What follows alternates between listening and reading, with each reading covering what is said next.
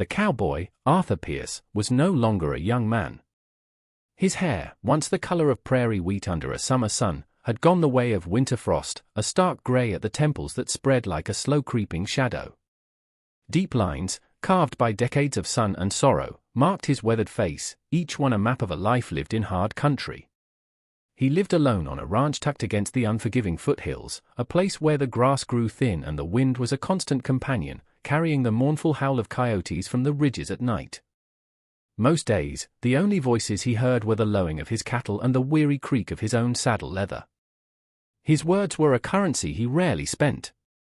When he sat by the fire in the evenings, the flickering light dancing across the rough-hewn walls of his cabin, he'd drink his bitter coffee and wonder how many years a man could spend in silence before he forgot the sound of his own voice. Sometimes, he'd clear his throat just to feel the vibration, a rough, rusty sound that felt foreign and unwelcome in the quiet expanse of his solitude. 20 years ago, he had been a different man entirely.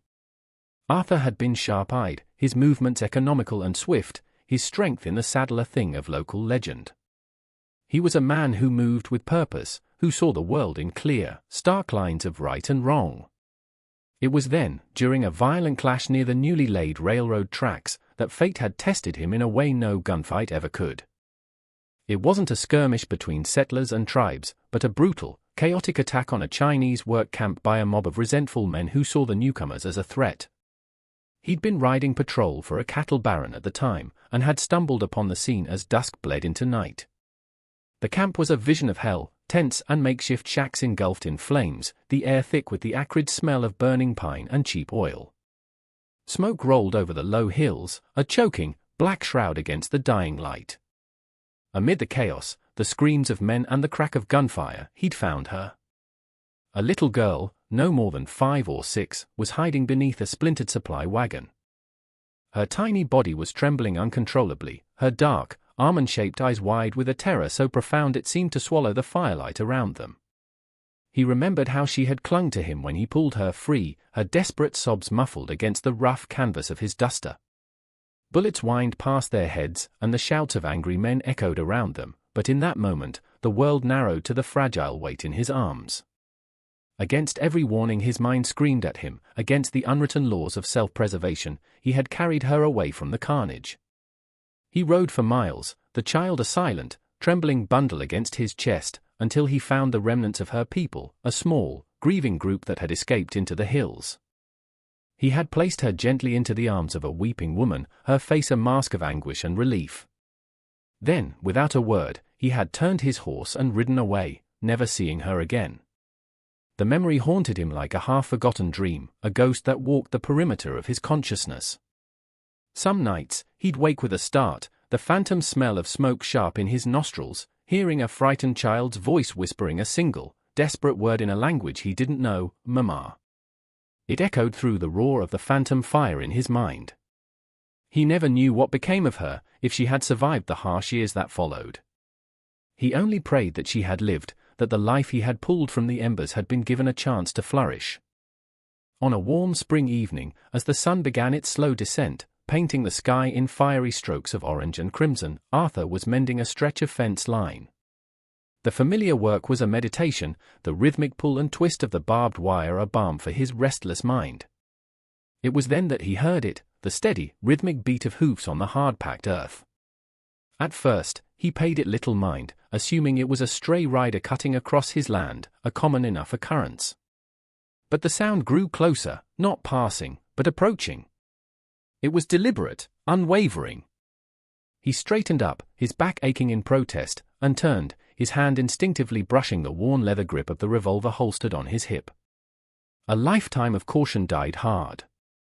Out of the fading sunlight, a figure emerged, riding with a straight-backed pride that commanded attention. It was a woman, her long, dark hair braided with a single, elegant red silk ribbon. Her attire was simple but practical for travel, yet the fine embroidery on her tunic spoke of a different world. She rode with a grace and confidence that seemed to belong to a queen, not a weary traveler. She dismounted without a word, her movements fluid and sure. Her dark eyes, the same almond shape he remembered from a lifetime ago, were fixed on him with a fire he had not seen in another human being for years.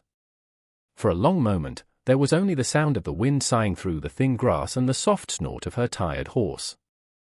And when she finally spoke, her voice was a paradox, carrying both the softness of a distant memory and the unyielding steel of a lifelong decision. "Cowboy," she said, her voice as steady as the earth beneath them. "I came to marry you." Arthur blinked, the words hitting him with the force of a physical blow. He was certain he had misheard, that the wind and the silence had finally conspired to play tricks on his mind. "What?" His voice was a dry, cracking rasp, rough from disuse. Her chin lifted, a gesture of profound and unshakable resolve. "I am the girl you saved 20 years ago," she stated, not as an explanation, but as a fact as solid as the mountains behind her. "They called me Leanne. The lost one. But I was found because of you. You carried me out of the fire when no one else would. You gave me back to my life." She paused, the last rays of the sunset framing her face in a halo of gold, making her seem both ethereal and profoundly real. "I have returned to give you mine." The cowboy's breath caught in his throat.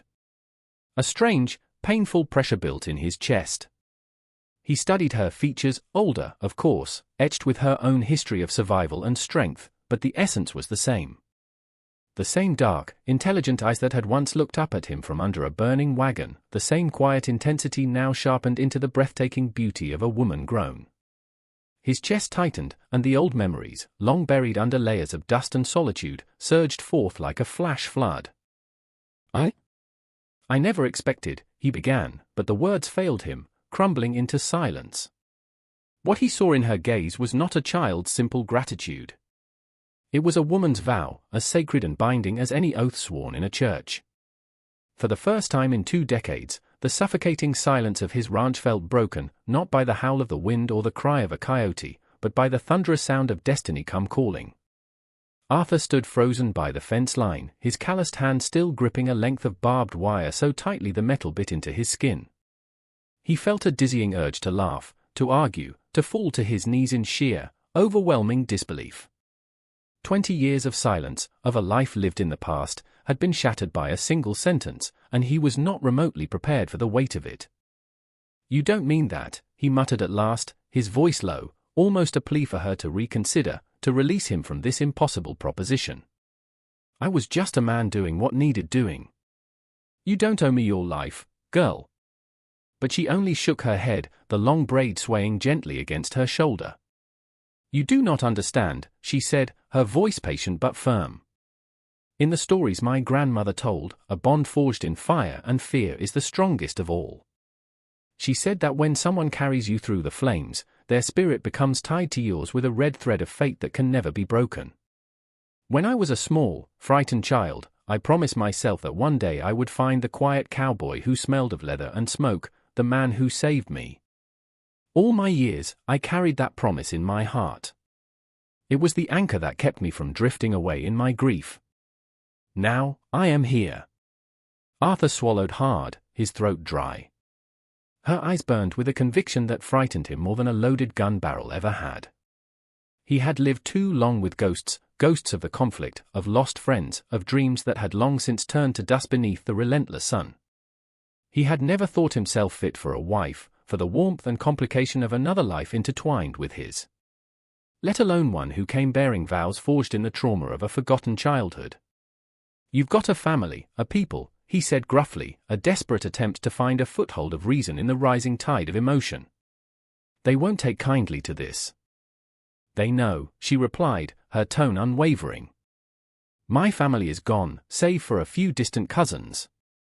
They perished in the years after the fire, from sickness and hardship. I was raised by an elder, the woman you gave me to. She understood. Before she passed, she told me to follow the thread of my fate. Some of the others, they tried to stop me. They said I was foolish, chasing a ghost from the past. But I carry my own path now.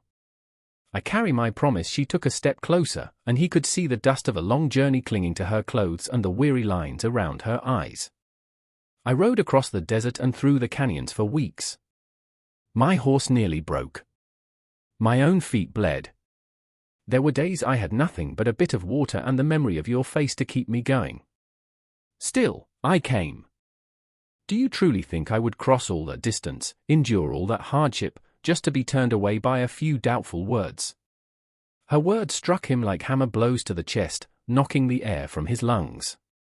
He saw it all then, the dust of her travels, the raw calluses on her hands from the rains, the exhaustion that she held at bay with sheer force of will. She had not come here lightly.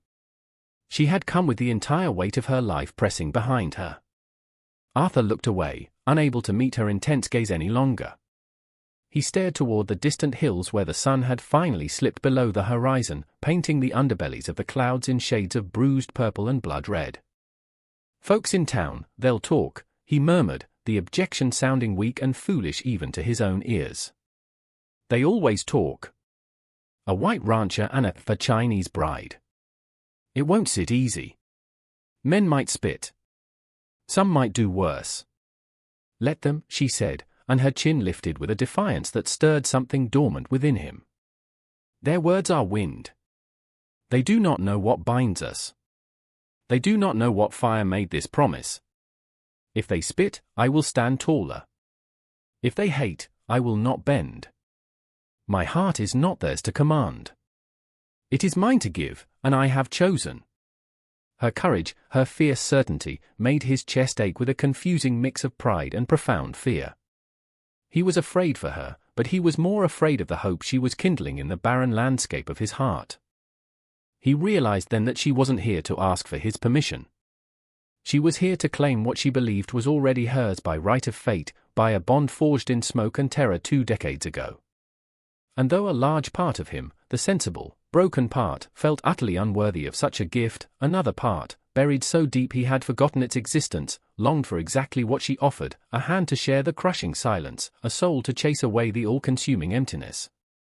He tried to speak again, to form one more argument, one last reason why this was a terrible mistake, but his voice failed him. All he could do was look at her, truly look at her, and in her unwavering eyes, he no longer saw the little girl clinging to his shirt in terror. He saw a woman who had crossed deserts of both time and distance to keep a vow made in the heart of a child. He saw a strength that mirrored the very mountains surrounding them, and a loyalty that shamed his own hesitation. And he knew then, with a certainty that settled deep in his bones, that destiny wasn't something a man could outrun, no matter how fast his horse or how remote his hiding place. After 20 years of running from the ghosts of his past, one of them had finally caught up to him. Only this ghost wasn't here to haunt him. She was here to save him. Arthur slowly, deliberately, released his grip on the barbed wire, the sharp sting in his palm a reminder that this moment was painfully, beautifully real. He took a single, shaky step towards her, closing the distance of 20 years, and prepared to finally answer destiny's call.